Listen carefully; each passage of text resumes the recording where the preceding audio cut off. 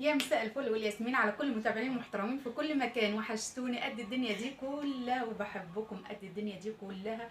ويا ريت الناس اللي عايزاني اكمل طبعا يدعموني ان انا اكمل، لان بصراحة انا مش متشجعة خالص، لان مفيش مشاهدات يعتبر في القناة.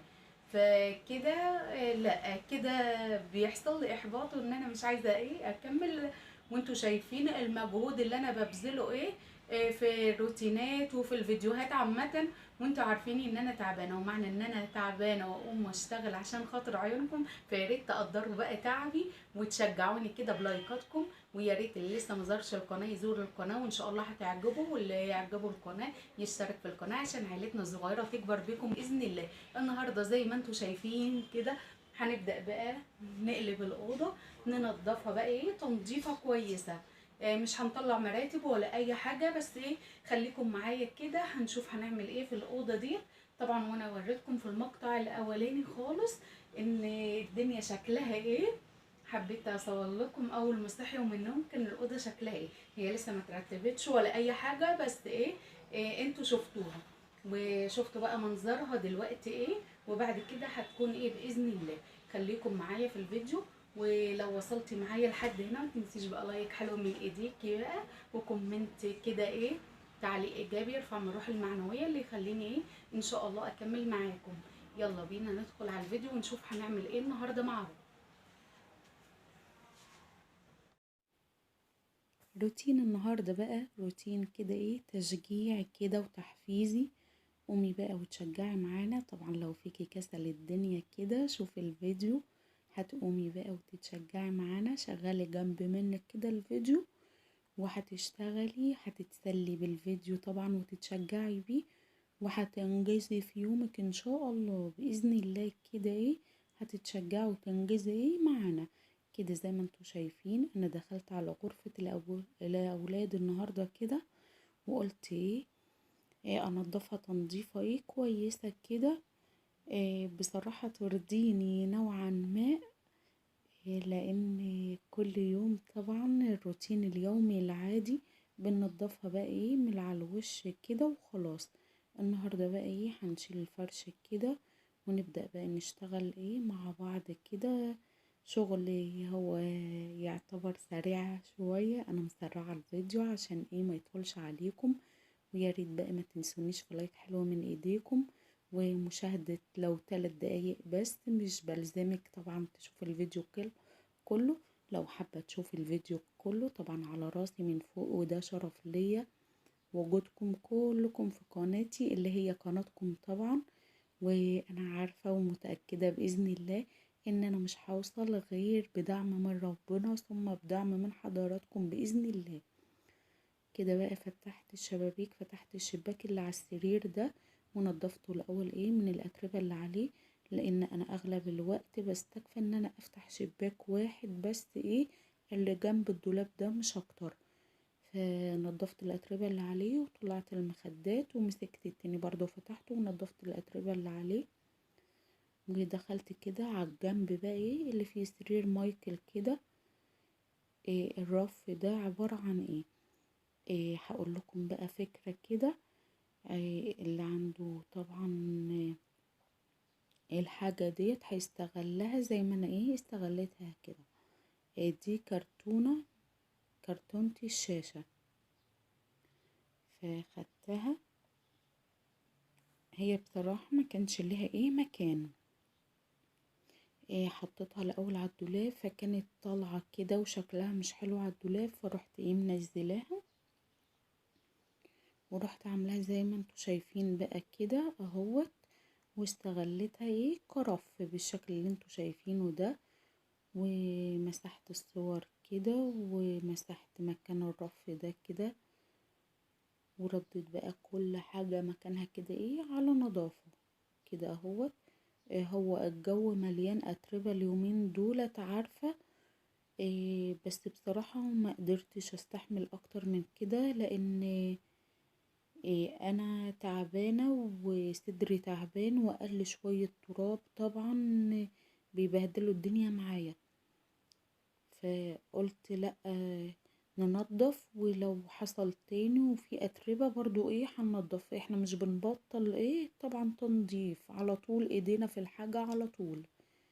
رحت بقى عرفت تاني اللي ورا سرير مريان بالشكل ده. هتقولولي بقى طيب اللي ورا سرير مايكل كرتونة الشاشة وعرفناها ديت بوريكم ديت ان ديت شهادة تقدير كده.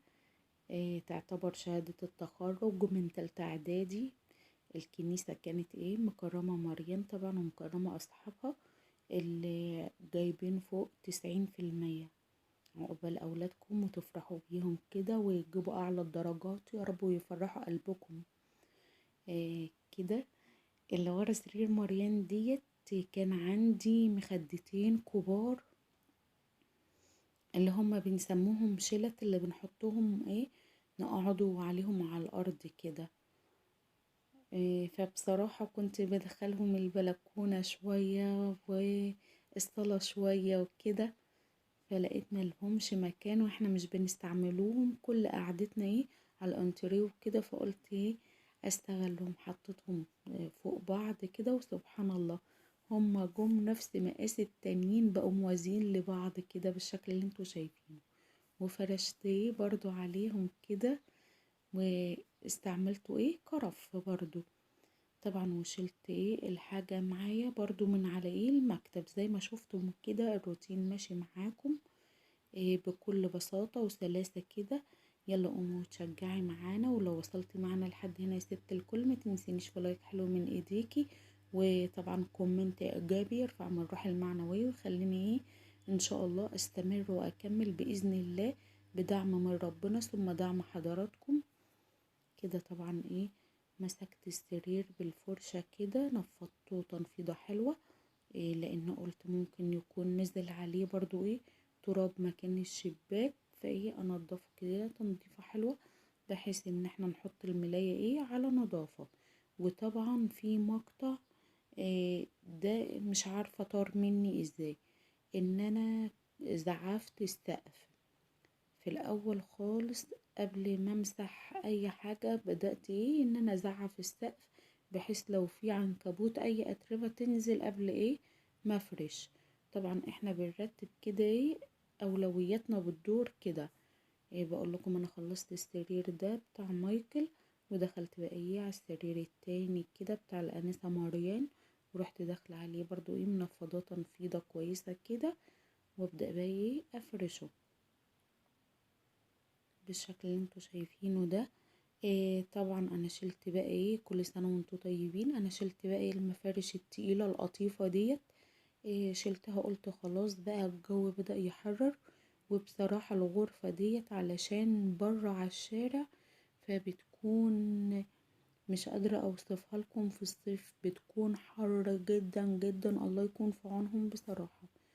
بس طبعا في مروحة فيها في الصيف، يعني في مروحة كده بنشغلها في الصيف في الغرفة ديت، لانهم يا حبايبي ما يقدروش بصراحة يناموا في النار ديت. يعني احنا لسه الجو مرطب وبيقولوا ان الجو حر في الغرفة ديت، بس انا لسه ما نزلتش مراوح بصراحة كده. اهوت بقولكم خلصت السراير والرفوف اللي وراه، هبدأ بقى في المكتب. طبعا حاجة المكتب كنت برضو منضفاها، هبدأ بقى افرشه كده. اهوت بسحب كده المكتب عشان افرشه كويس كده. بوريهولكم ان انا خلصت كده. هبدأ بقى اكنس الارض، هي الارض اللي فاضلة. بس قبل الارض بقى هاخد بقى الهدوم اللي ورا الباب ديت، لان بصراحة في حاجات ما بتتلبست ومحطوطة وخلاص على الفاضي ورا الباب كده. وبصراحة عاملة مش عارفين نفتح الباب كويس منها. شايفين قد اصلا كان ورا الباب. فأعزكم الله المتسخ هوديه على ثبت الغسيل طبعا يتغسل، والنضيف هيتعلق. يعني الطقم ده هعلقه كده لانه بتاع مدرسة مريان بتروح بيه الامتحانات كده. بوريكم ان انا طبقت كده وخلصت الحمد لله الحاجات اللي عايزة تتطبق ورديتها مكانها. البخاخ ده فيه كلوريكس الوان وفيه ايه ميه، يعني مليت 3/4 كده ميه وحطيت غطيين من كلوريكس الالوان، وببخ كده ايه على الارض، وببدأ بقى ايه اكنس بالشكل اللي انتوا شايفينه ده. طبعا كلوركس الالوان بيخلي السجاد يزهزه ويبقى زي الفل معاكي. ولو في اي شعر في الارض طبعا ايه بيتلم كده ايه بالمقشة او المكنسة العادية ديت. انا كنت هشغل ايه المكنسة اللي بالكهرباء، والاخر قلت إيه لسه هطلعها واشغل، لا إيه بالمكنسة كده انا بكنس والدنيا بتبقى ايه نظيفة وزي الفل. بوريكم الغرفة بقت زي الفل معايا، ايه رأيكم بقى؟ بوريكم ان الستارة كده وقعت، المسمار وقع من الحيطة، وصعب الحيطة صعبة جدا ان احنا ندق فيها، فمش عارفة اعمل ايه بصراحة. فهحاول ان انا ايه اردها تاني عشان ايه افرش الستارة بإذن الله. بإذن الله كده هحاول ان احنا بصراحة حاولنا معاها كتير ومش نافع كده. خلصت وايه طفيت النور طبعا وكنت نشة الأوضة. فأنا ما عطرتش الأوضة يا حبايبي، ليه بقى؟ لأن كلوركس الألوان ريحته تحفة بصراحة ومخلي ريحة الأوضة حلوة. فقلت ايه انها مش محتاجة ايه كده معطر. وطبعا كده نضفتها ودخلت كده ايه على المطبخ. هنعمل ايه كشري اصفر زي ما انتوا شايفين كده. إيه طبعا اغلب الناس هيستغربوا الاكلة دي، بس زي ما بنقول كل دار ولها مقدار، وكل بلد ولها اكلاتها. انا اول ما اتجوزت بصراحة يا حبايبي انا كنت مستغربة الاكلة ديت، وكنت بصراحة حاسة انها مقززة وقرفانة منها. بس لما جربتها بأمانة لقيتها حلوة، ويعني عادي تمشي عادي زيها زي بقيت أكل كتير يمشي مع بعضه. لو وصلتي معايا لحد هنا، وأشك إن حد وصل معايا لحد هنا في يعتبر الدقيقة 13، قولولي إن أنا كنت اكتبوا في التعليقات انت كنت بتقرفي من الأكلة دي، هعرف مين اللي وصل معايا لحد هنا. كده عملت غسلته بقى كويس وحطيت ميه، وبقول لكم مش بنكتر الميه عليه زي الرز العادي عشان ايه ما يعجنش مننا. ونص معلقه صغيره من القرفه عفوا من الكركم، وعليها ملح والزيت، وقلبته بقى تقليبه كويس. هتقول لي كركم ليه؟ الكركم مفيد جدا جدا جدا ايه للعظم يا حبايبي. إيه لازم تحاولوا بقدر الإمكان تدخلوه في بعض الأكلات كده علشان يفيد أجسام أولادكم ويطلعوا بسم الله ما شاء الله ايه عظمهم قوي كده مش زينا بصراحة. إيه أنا بعاني من عظمي، فعشان كده ما بصدق فرصة تجيني ان انا احط الكركم. وكمان لو العدس مش اصفر قوي معاكي ما شاء الله هو بيصفر كده، وتحسي ان كله ايه عدس كده، فاهميني؟ علقت بقى ايه حطيته على النار، وبعد ما يتشرب هنوطي عليه النار. وكان إيه في جرجير كده وخضرة بدأت ايه انضفهم كده. طبعا انا مش باخد الخضرة كلها اغسلها بصراحة، يعني لو هي اصلا مش مغسولة من الاول، يعني لو اشتريتها ايه من الخضري مش مغسولة، باخد اللي انا عايزاه على قد ايه استعمالي وبغسلها. لكن لو مغسولة بقى ايه لله الامر، باخدها كلها اغسلها واحطها على فوطة تنشف، وبعد ما تنشف كويس بلفها في ورق مناديل وبحطها ايه في كيس. لو حطيتيها في كيس لوحدها بتعرق وبتبوظ، وده بيخلي ايه عمرها اقصر. فبتلفيها في ورقة مناديل، مفيش ورقة مناديل ورقة كراسة من بتاعة اولادك، ورقة بيضة نضيفة كده. بس اهم شيء تكون ناشفة الخضرة معاكي برضو عشان ما تبص. كده اهو ده غسلت شوية اللي انا عايزاهم، وغسلت الجرجير كده معايا برضو اهوت. وانا مش من انصار بصراحة ان انا انقع الجرجير وقت كبير في مية. انا عشان اطمئن ليه بعصر عليه ليمونة. ليمونة تكون وسط كده حلوة، وبعصرها عليه بالطهارة وبتخليه زي الفل وبتديله كمان طعم حلو. وجبت معايا حاجات السلطة كمان كده وغسلتها بالشكل اللي انتوا شايفينه ده كده اهوت. هنعمل بقى طبق سلطة بلدي عادية خالص اهوت. الليمونة كده، وبصراحة بتدي للجرجير طعم تحفة بصراحة، غير انها بتطهر. كده دخلت بقى إيه اي حاجة عندك بقى بتحبيها في السلطة، السلطة البلدي العادية خالص بتاعتنا. يعني انا كان عندي جزر وخيار وهقطع برضو من الجرجير كده عليها بطماطم كده. وهنعمل احلى طبق سلطة بقى.